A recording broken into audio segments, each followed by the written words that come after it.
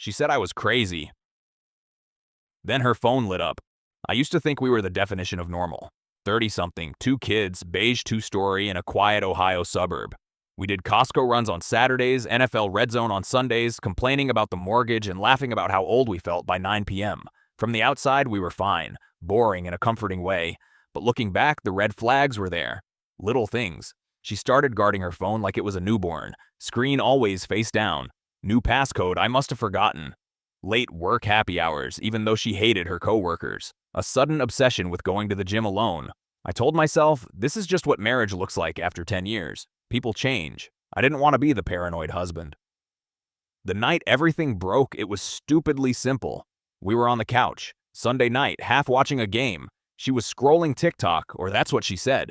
Her phone buzzed. She got up to grab water, and for once, she forgot to grab it. The screen lit up. Can't stop thinking about your mouth last night.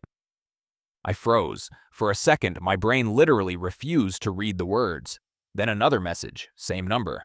When can I see you again? I hate when you go back to him. I picked up her phone. My hands were shaking so hard I almost dropped it. The contact name was just 3 letters. MJ. No emoji, like she'd intentionally made it boring. I didn't even have the passcode, but the preview alone was enough. She walked back in and saw me holding her phone. What are you doing? She snapped.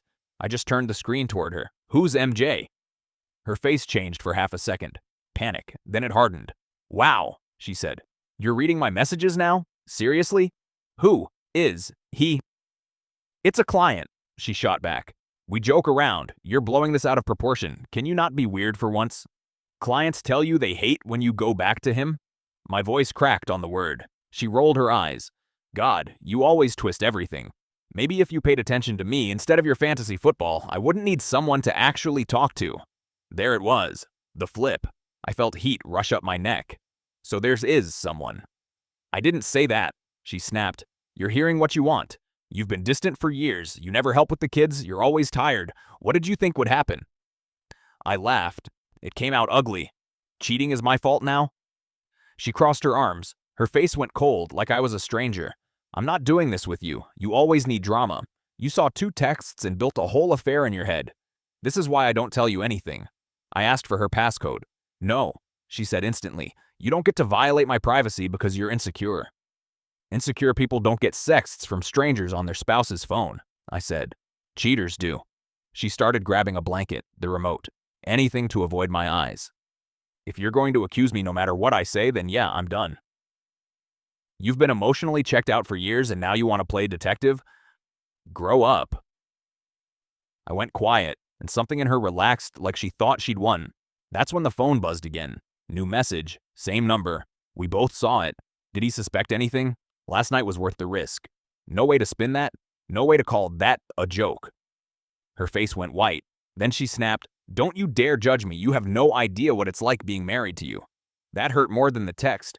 I walked to our bedroom, grabbed the fireproof lockbox from the closet, pulled out the folder with our mortgage, insurance, bank statements. I wasn't even thinking clearly, just survival mode. She followed me down the hall, still talking. So what now? You gonna leave and play victim? Tell everyone your crazy cheating wife ruined your life? You're not perfect either. I turned around. I never pretended to be, but I didn't bring someone else into our bed. She shot back, It wasn't in our bed. Like that somehow made it better. I think that was the actual breaking point. That detail. The casual way she said it. I told her I wanted a separation. Tonight. I'd sleep in the guest room, call a lawyer in the morning. We'd figure out custody, the house, all of it. She stared at me like I'd slapped her. Oh, so now you're dramatic, she said quietly. Over a mistake. A mistake is spilling coffee on the couch, I said. This is a choice you made. Over and over. She didn't cry. She didn't beg. She just looked annoyed. Fine, she said. Do whatever you want, but don't expect anyone to be on your side when they hear how controlling you are. That's when I realized she'd been rewriting our story in her head for a long time. The fallout was messy. Telling my parents, talking to our kids in terms they could understand. Seeing him in phone records, in hotel charges I'd ignored, in work trips that suddenly made sense. The twist? The guy was someone I knew. Not a friend, but a dad from our son's flag football team. She'd saved his number under initials so I wouldn't notice. That almost broke me. I moved into a small 2-bedroom rental across town. Cheaper, older, nothing like the house we built together. But it was quiet, honest. If you're listening to this and feel that knot in your stomach because some of this sounds familiar, don't gaslight yourself the way I did.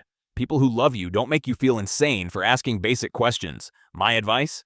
Pay attention to actions, not speeches. People who are loyal don't need to hide behind passcodes and "you're crazy" every time you notice something off.